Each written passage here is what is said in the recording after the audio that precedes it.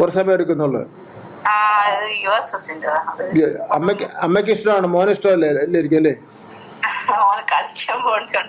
കളിക്കാൻ പോകുന്ന അല്ല, അത് ക്ലാസ് ഒന്നും നടത്തേണ്ട കാര്യമില്ല. ഈ സമയം കളിക്കേണ്ട സമയമാണ്. മോന് കൊടുക്ക്.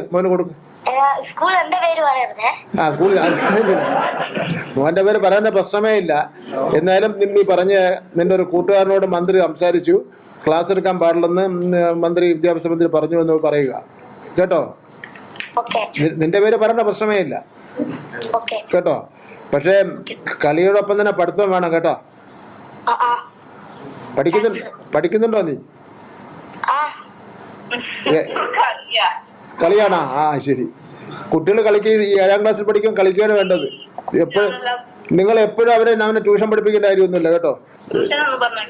ഓക്കെ ശരി എന്നാ. താങ്ക്സ്.